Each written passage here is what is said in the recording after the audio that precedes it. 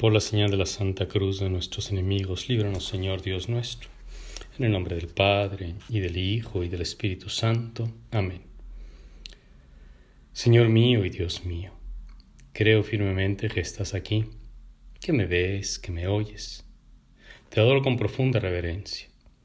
Te pido perdón de mis pecados y gracia para hacer con fruto este rato de oración. Madre mía Inmaculada, San José, mi Padre y Señor, Ángel de mi guarda, intercedan por mí. La epístola de San Pablo a los Romanos la hemos comenzado a escuchar a partir del día de ayer en la primera lectura de la misa. Y como se nos recordaba, el inicio de la carta habla del apostolado, Pablo que se presenta como apóstol de Jesucristo. Y vamos a estar escuchando esta epístola prácticamente durante 3 semanas en este año impar, en este ciclo impar de la liturgia. ¿Y por qué lo leemos ahora? En realidad no hay una razón particular. Hay una distribución de todo el Antiguo y el Nuevo Testamento que se hizo después del Concilio Vaticano II y que ha querido incluir lecturas de los profetas, del Antiguo Testamento en general, y no dejar de lado, obviamente, las lecturas del Nuevo Testamento. De hecho, durante siglos, en la misa solo se escuchaba prácticamente el Nuevo Testamento y casi solo se escuchaban las epístolas de San Pablo.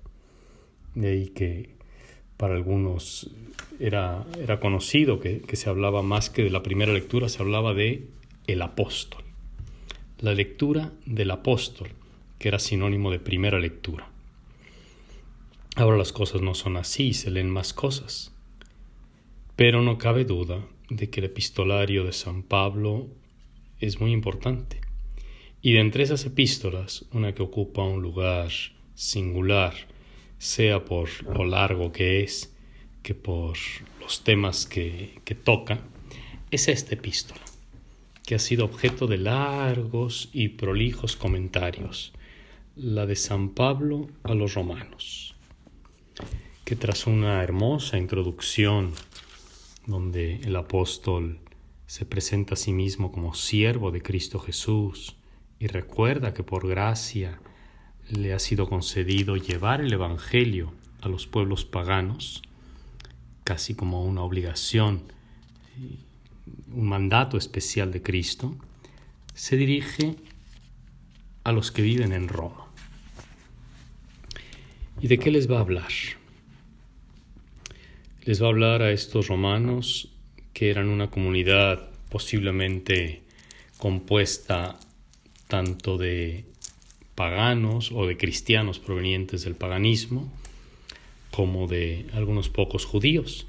Hay que recordar que la primera comunidad judía o la comunidad judía más antigua fuera de Jerusalén que existía en aquel entonces era precisamente la de Roma.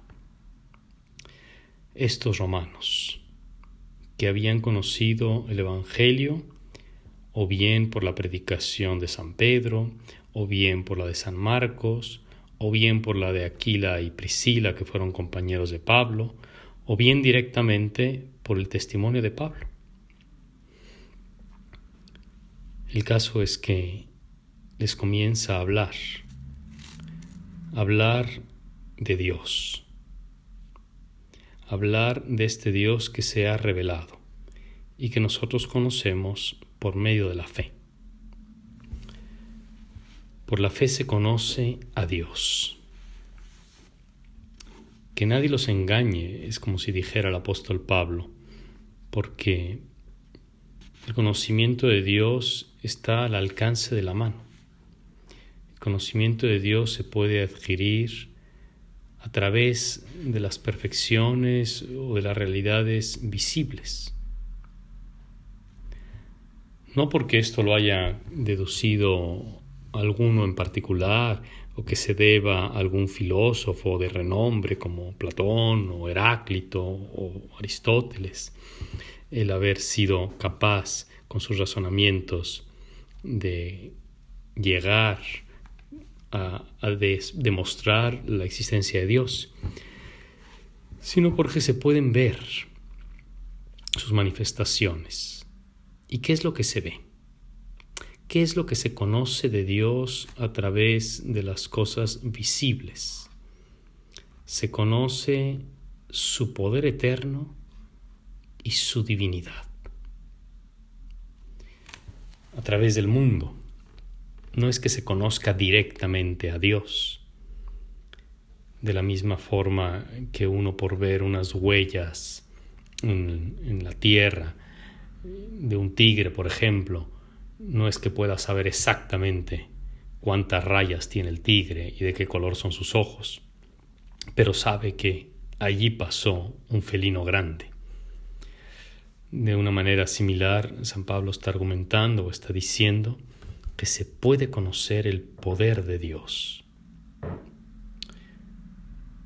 Quien haya tenido la experiencia de estar ante el mar embravecido, sea en alta mar o sea en la orilla, con esas olas tremendas, experimenta una sensación de miedo y de fascinación. El hombre se da cuenta de lo poco que es, de la pequeñez que tiene, o en medio de una tormenta o de un huracán.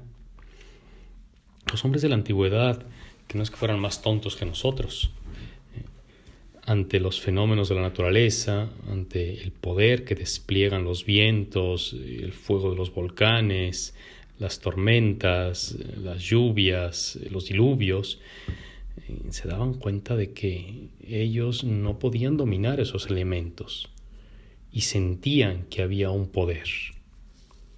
Quizás se equivocaban,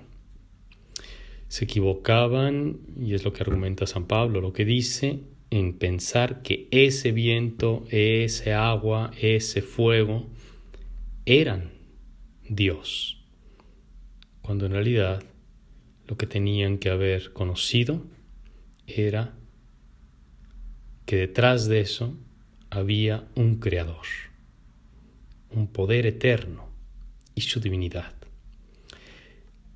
Pero se ofuscaron, dice el apóstol, con razonamientos inútiles, y se fueron detrás de aves, cuadrúpedos y reptiles.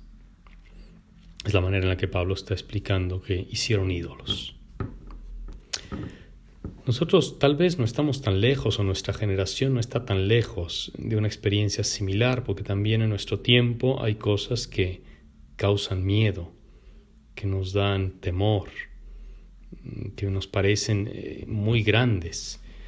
La tecnología, los avances de la ciencia o la riqueza, la gente que tiene mucho dinero y que despierta en quienes los conocen, una cierta admiración.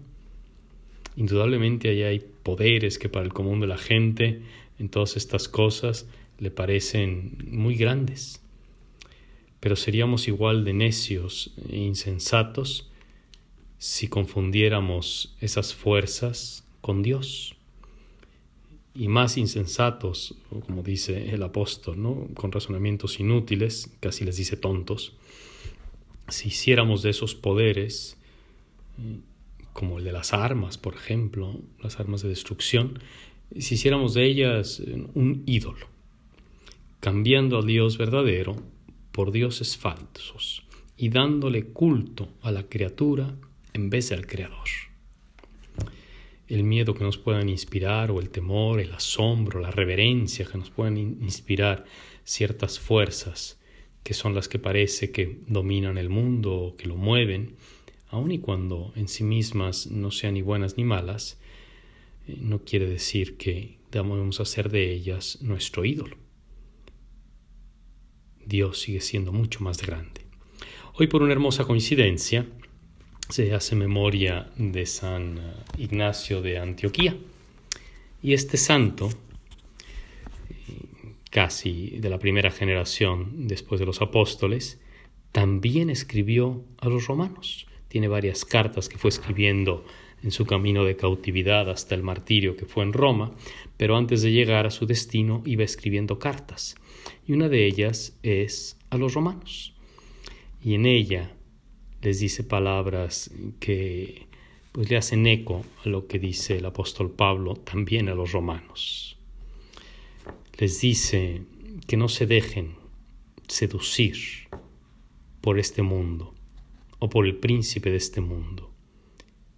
El príncipe de este mundo nos quiere hacer perder, pero ustedes les dicen no se dejen seducir, como yo tampoco quiero ser seducido por estas como mundanidades, sino que más bien hay que vivir como Cristo nos enseñó, y le pide a esos romanos que recen por él, que recen por su victoria, porque cualquiera puede caer en la tentación, pero unidos en la oración no caemos, oramos unos por otros.